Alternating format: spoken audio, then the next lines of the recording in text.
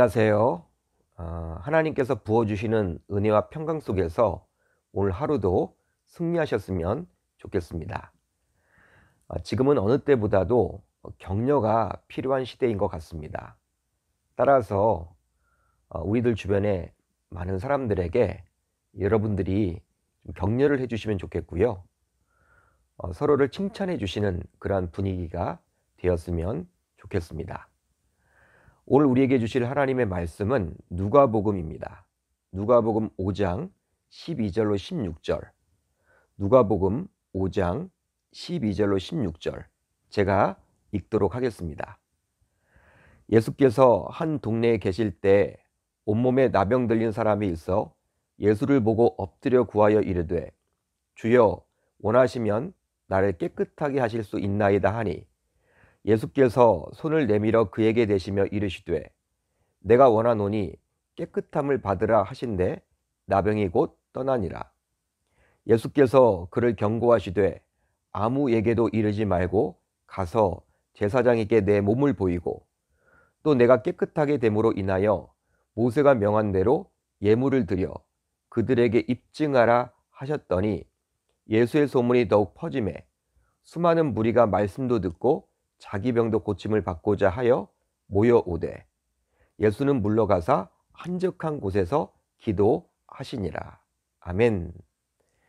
오늘은 이 말씀을 통해서 왜 손까지 내밀었을까?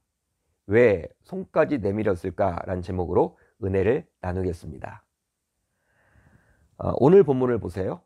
오늘 본문을 보시면 예수님께서 한 나병 환자를 치료하시는 장면이 나옵니다. 물론 공생의 기간 동안에 예수님께서는 여러 기적과 이적을 베풀어 주셨죠. 또 그 가운데서는 분명히 치유 사역이 있었습니다. 따라서 나병 환자를 고치신 이 사건도 그 연장선으로 보셔도 좋을 것 같아요. 그렇지만 나병이라는 특수성이 있고 이 나병 환자를 치유하시는 예수님의 모습을 보면서 이 시간 몇 가지 생각해 보도록 하겠습니다. 자, 오늘 본문 12절로 13절을 보겠습니다. 12절 13절 제가 읽습니다. 예수께서 한 동네에 계실 때 온몸에 나병 들린 사람이 있어 예수를 보고 엎드려 구하여 이르되 주여 원하시면 나를 깨끗하게 하실 수 있나이다 하니 예수께서 손을 내밀어 그에게 대시며 이르시되 내가 원하노니 깨끗함을 받으라 하신대 나병이 곧 떠나니라. 아멘. 당시의 나병 환자는 비대면 대상이었어요.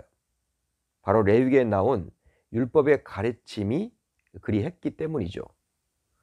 마치 요새 코로나에 확진이 되면 살아가는 가족과도 직장 동료와도 떨어져서 병원 혹은 생활치료센터에 격리되는 것과 마찬가지라 할 수 있겠죠. 그런데 놀랍게도 이 나병 환자는 율법과 당시의 사회적인 관습을 깨고 예수님께 나아왔습니다. 여러분, 이런 나병 환자의 모습을 보면서 우리는 무엇을 생각해 볼 수가 있을까요? 바로 신자는 어떻게 하나님께 나가야 하는지 조금이나마 알 수 있습니다.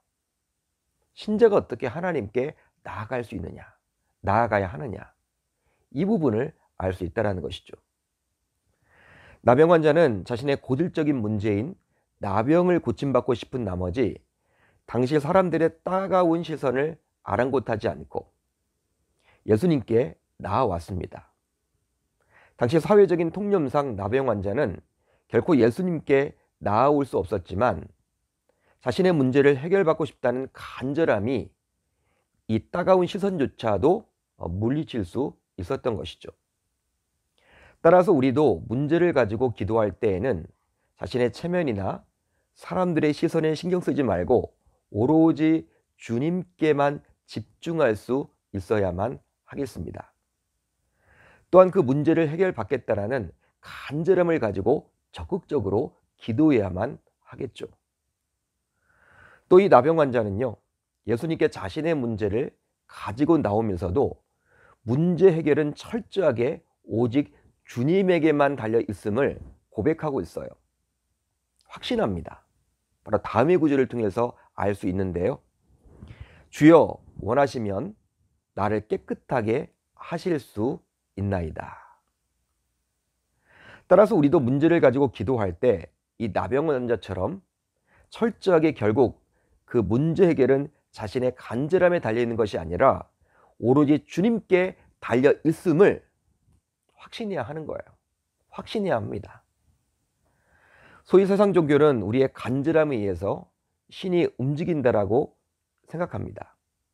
그러기에 그 신에게 응답받기 위해서라도 우리는 더욱더 간절히 정성껏 그 신에게 매달려야 한다라고 보는 것이죠. 즉 지성이면 감천이다 라는 논리가 딱 들어맞아요.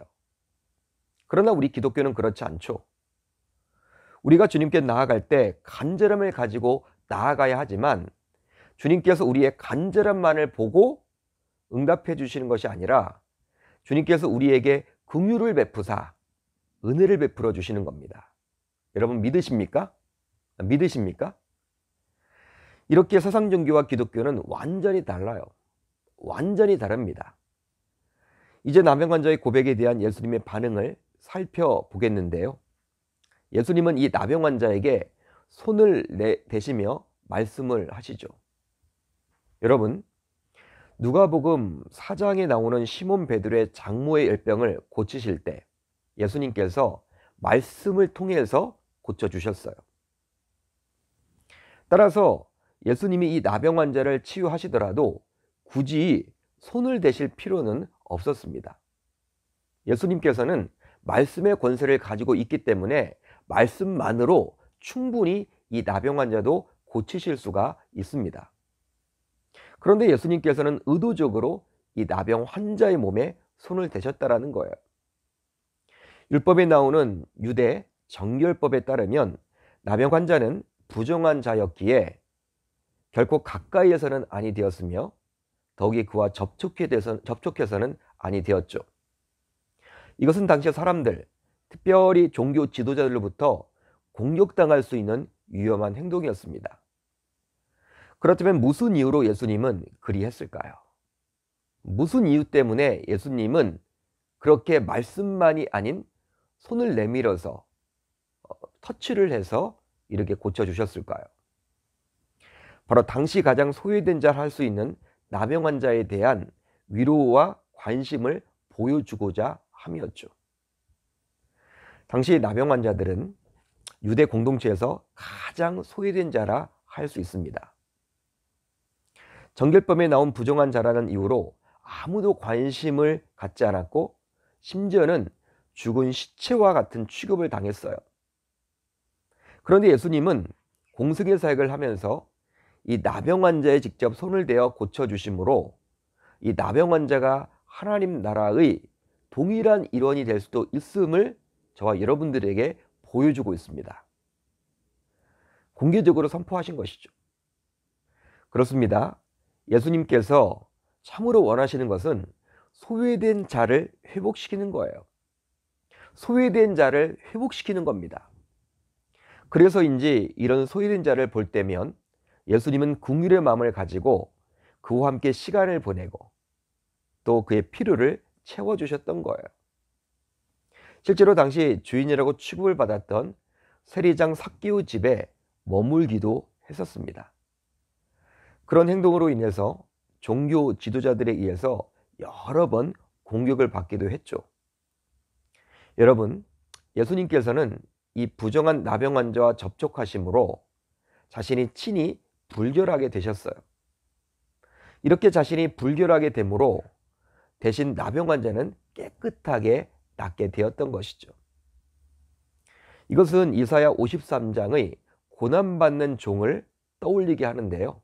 고난받는 종의 모습을 떠올리도록 이렇게 합니다. 그가 채찍을 맞음으로 우리는 나음을 받았도다. 이사야 53장에 이런 내용이 나와 있어요. 그가 채찍을 맞음으로 우리가 나음을 받았다. 예수님이 채찍, 즉 나병에 접촉하게 되므로 그 나병 환자가 깨끗하게 나음을 받았다라는 것이죠. 이런 예수님의 모습을 보면서 주님께서 피로 사신 교회는 이 세상에서 누구든지 품을 수 있어야만 하겠습니다. 즉 가난한 자, 포로된 자, 눈먼 자, 눌린 자 등등등과 같은 자들에게도 동일하게 관심을 가지고 사랑으로 품을 수 있어야만 하겠죠. 그런데 안타깝게도 교회들 세상을 따라가는 분위기가 되어버렸어요. 어느 순간 그렇게 되어버렸습니다. 그래서 세상에서 소외된 자들은 교회에서도 받아들이지 않고, 또 어렵게 교회의 구성원이 된다 할지라도 기존 성도들이 관심을 갖지 않아서 외롭게 지내는 경우들도 생겨나고 있습니다. 그게 현실이에요. 그렇지만 오늘 말씀을 통해서 이제 예수님의 마음을 알게 된 저와 여러분들 모두 우리 교회 내, 우리 사랑방 내 소외된 자가 있는지 없는지 누구보다도 관심을 가져야 할 줄 믿습니다. 코로나 상황이 지속되면서 어느 때보다도 지금은 우리 공동체 내에서 서로에 대한 관심과 격려가 필요한 시기예요. 즉 영적으로 무너져서 소외된 자가 과연 없는지 있는지 우리가 살펴야만 하는 것이죠. 더욱이 우리가 전도의 대상으로 품어야 될 대상자는요, 이 세상에서 한없이 소외된 자들까지도 포함되어야 할 줄 우리 주님의 이름으로 축원합니다. 축원합니다. 자, 이제 우리 공동체가 함께 기도할 제목을 나누려고 하는데요, 두 가지입니다. 우선 주님의 마음을 알고 관심을 기울여서 우리 교회와 사랑방에는 소외된 자가 한 사람도 없도록 해달라고 기도하시면 좋겠고요.